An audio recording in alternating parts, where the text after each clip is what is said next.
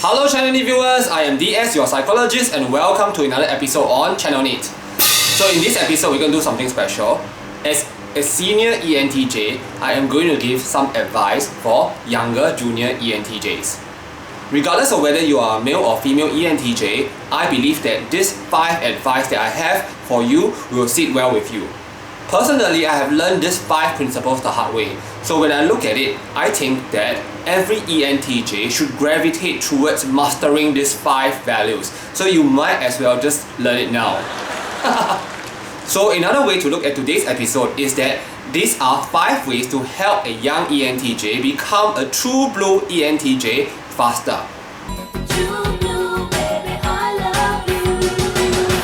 Advice number 1. Don't share too much of yourself. Yes, you did not hear me wrongly. First of all, a lot of ENTJs when they are young, they tend to be very ambitious, they tend to want to show themselves. My advice to you is, tone down. Because a lot of people around you don't like that kind of competition. You might look very arrogant, you might also appear as a threat. A lot of ENTJs will be very eager to showcase what they can really do. They want to show all their weapons. So my advice is, hide some of your weapons first. This might sound really very sad and grim, but you don't know which of your friends might eventually betray you or sell you out. So keep some of your weapons for future use. While the ENTJ is likely to be very successful when they mature, it is not a wise thing to let other people read you like an open book. It is a strategy for you to progress further. When I say don't share too much of yourself, I am also referring to the fact that you don't disclose too much of who you really are. Sometimes you might be really very extroverted and you can talk too much. Sometimes you tend to offend other people easily. Also, people may find you eccentric and weird because after all, ENTJs are rare types and people are finding it hard to understand this TE plus NI orientation. So, for your own protection, don't share too much of yourself.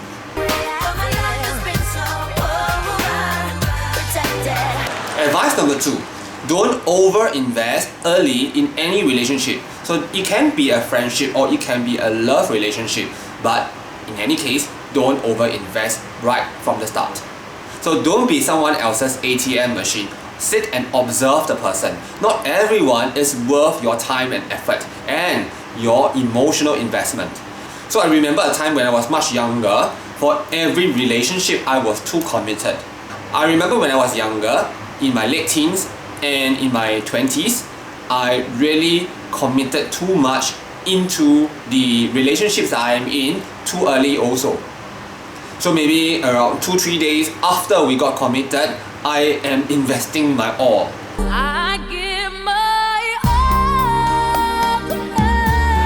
But some people are just out there to take you for a ride. Maybe they have committed to you verbally, but they are not with you emotionally yet. So this might also frighten people away. So take it cool, go slow. Advice number 3, don't trust other people easily and don't have high expectations of others. Again, this is a very glim message, but a lot of times, you are very efficient as an individual. But this does not mean that everybody else is also committed to the same goal as you are. Even if they are committed, they may not be as competent as you. Long ago, I have not been exposed to MBTI, so I might really believe what the NFPs might say because they really have a lot of passion when they are telling you, let's do this, let's do that. You really believe that they will be there with you for a long, long time. But no, they will abandon you. So don't trust people easily. So as a senior ENTJ now, I abide by one very simple principle. I can pay it forward. So I can give you the benefit of the doubt. I give you benefit of the doubt twice. If you betray that benefit of the doubt, you will be dropped like a hot iron. And then I will never believe this person ever again. The 4th thing that I want to share with the ENTJs here is that people come and people go. Don't treat people too seriously.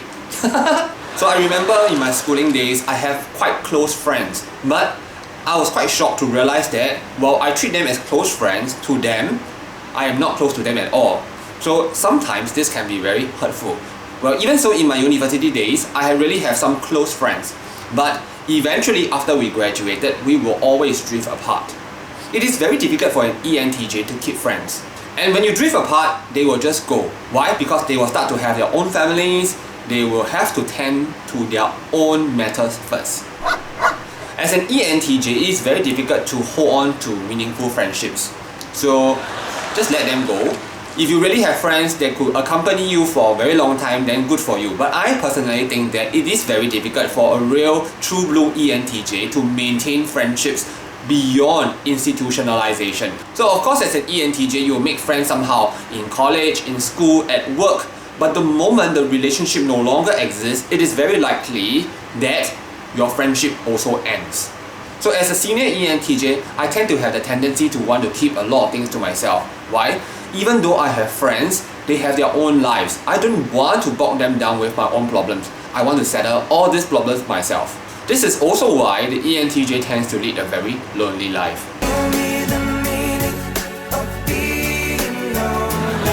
Well, it's really lonely, but we can manage. Okay, the last 4 advice that I have given are rather gloomy ones, so the 5th one is a really positive and happy one.